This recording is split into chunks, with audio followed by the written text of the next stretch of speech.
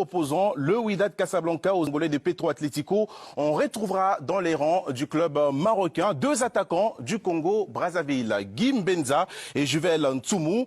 Notre correspondant au Maroc, Nasreddine Nasri, avec son cadreur Yassine Bernia, sont allés à la rencontre de ces deux joueurs. Voici le reportage mis en forme et commenté par Maxime Pelletier.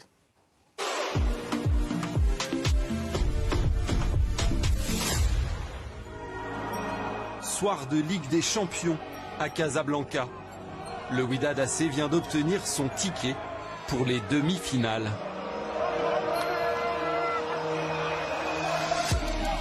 Cette performance, le club marocain le doit aussi à ses deux joueurs congolais, Guim Benza, 22 ans, et Juvel Ntsumou, 31 ans, tous deux arrivés cet été. C'est deux profils différents, donc voilà, ça me permet à moi justement de pouvoir gérer par rapport à certains matchs, par rapport aux choix tactiques que j'ai à faire ou le plan de jeu. Et c'est ce qui nous a permis d'avoir ces résultats parce que c'est un poste qui est très important dans le football moderne, l'attaquant. Et comme on n'avait pas le droit de se tromper, pour le moment on est content de ne pas s'être trompé sur ces deux profils. Benza et Ntsumou sont impliqués sur 22 buts de leur équipe depuis le début de la saison. Une concurrence saine qui n'affecte en rien l'entente entre les deux natifs de Brazzaville. Nous sommes que des joueurs, il y a l'entraîneur qui fait ses choix et puis nous on trouve que c'est normal, donc c'est à lui de faire des choix. Nous on est là, on est bien. La concurrence est là pour que nous les joueurs on soit bien. Donc j'ai grandi dans cette concurrence, donc moi quand quelqu'un fait un bon travail, il fait un bon travail. C'est deux attaquants qui se battent pour une place et ils ont bien compris qu'il y avait de la concurrence et honnêtement leur relation elle n'a pas changé. Donc voilà, ils sont complémentaires, ils s'aident et ça ce que je peux dire c'est merci à eux de travailler d'abord pour le club plutôt que de penser à eux. Alaba mit diesem Ball für Ntsumou und macht das Tor. Formé à Francfort, buteur face au Bayern Munich, Ntsumou c'est l'homme d'expérience, le modèle sur qui s'appuyer. C'est quelqu'un qui est formé en Allemagne, qui a fait toute sa formation dans les classes allemandes, donc voilà, dans tout ce qui est entraînement, tout ce qui est mentalité, c'est carré, c'est professionnel, ça vient 1 heure avant, ça part 1 heure après, ça travaille après l'entraînement. C'est un peu le style à la Lukaku, c'est-à-dire que c'est très puissant, il peut mobiliser 2 défenseurs, il est adroit en remise et c'est un point de fixation surtout. Benza, c'est le jeune prometteur, plus souvent titulaire que Ntsumou. Il totalise 14 buts cette saison. C'est d'ailleurs lui qui qualifie Wydad pour les demi-finales de la Ligue des Champions. Benza, c'est la valeur montante de l'équipe. Il apprend, il continue à marquer ses buts, à avoir la tête forte. Et voilà, c'est ce qui est important. Un attaquant un peu à l'ancienne, j'ai envie de dire, qui est mobile dans la surface, qui attend les ballons. Donc il a besoin d'être servi et quand il est servi, comme on l'a vu les derniers matchs, il met des buts. C'est un instinctif et c'est ce qui fait souvent les joueurs de talent. 2 profils, 2 générations, mais une complicité qui permet aux 2 Congolais de progresser et de s'épanouir dans le club marocain. Je préfère que le pousser que le rabaisser parce que moi j'ai fait ma génération et c'est maintenant sa génération. Je commence comme titulaire, lui il rentre et il essaie de me placer et tout. Ouais, il faut être ici, il faut faire ça, il faut contrôler comme ça. Si ça vient comme ça, il faut faire ça, tu vois. Donc j'en profite beaucoup avec Ntsumou. Prêté par Antwerp jusqu'à la fin de la saison, Benza ne sait pas encore si l'aventure se poursuivra au sein du club marocain. On attend jusqu'à la fin de saison et on va voir si je vais rester ou bien si je m'en irai. Mais j'aimerais vraiment laisser des bons stats et pourquoi pas essayer de marquer autant de buts pour essayer d'avoir les trophées. Premier de leur championnat, demi-finaliste de la Ligue des Champions africaine, cette saison est l'occasion pour les 2 Congolais de laisser leur empreinte auprès des supporters de Casablanca.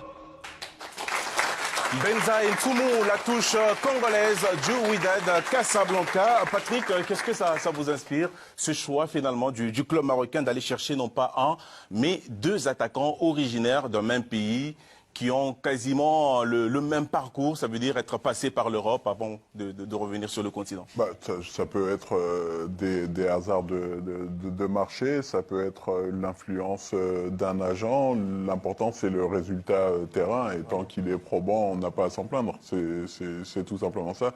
Ensuite, l'Afrique aussi doit savoir évoluer dans sa recherche de joueurs. On sait que, on a vu l'exemple d'Al-Ahly, mais il y a plein de clubs parmi les gros, notamment un peu en Afrique du Sud et en Afrique du Nord, qui savent aller recruter africains, que ce soit un passage par l'Europe ou non.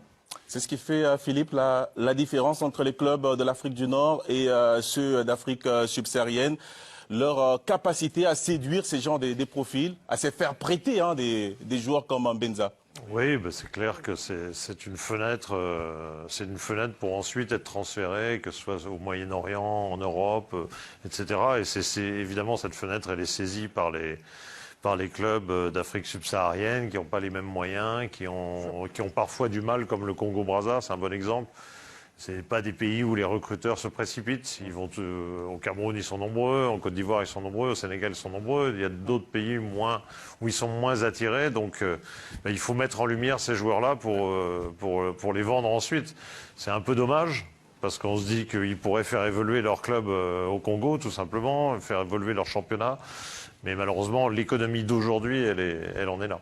Nabil, le Wydad qui a déjà eu par le passé une belle expérience avec les joueurs du Congo-Brazza, parce qu'entre 2010 et 2017, ils ont eu un très très grand buteur du nom de Fabrice Nguessi à Ondama. Ça peut avoir aidé à ce recrutement-là? Oui, de toute façon, globalement, déjà, ce qui compte plus que la nationalité, c'est la qualité. La qualité, ils l'ont, il n'y a aucun souci là-dessus. Mais c'est vrai que c'est des championnats tremplins. Et on aime surtout recruter en Afrique du Nord. On cible souvent les attaquants parce que c'est ceux qui ont la valeur marchande la plus intéressante ensuite en cas de transfert. Donc ils sont là pour apporter une valeur ajoutée. C'est un peu, vous savez, comme avant l'arrêt Bosman, en quelque sorte. En général, vous aviez 3 étrangers, vous pouvez recruter 3 étrangers. Souvent, en Europe, on recrutait souvent des attaquants pour apporter de la valeur ajoutée. Ils sont un peu dans cette logique-là, les clubs d'Afrique du Nord. C'est-à-dire qu'il n'y a pas comme aujourd'hui 7 ou 8 nationalités. Il y a 2-3 nationalités. Et souvent, vous les retrouvez à des postes clés. Et souvent, notamment, attaquants. Week-end fast sur les chaînes Canal Plus Sport. Samedi, c'est la Ligue des Champions. Dimanche, c'est la Coupe de la Confédération. Regardez les programmes et les 2 affiches des 13h GMT, tout puissant Mazembe de la République démocratique du Congo face à Berkane du Maroc. Ça sera en direct sur Canal Plus Sport 2. Et puis à 20h, Al-Ahly Tripoli face aux Sud-Africains d'Orlando Pirates.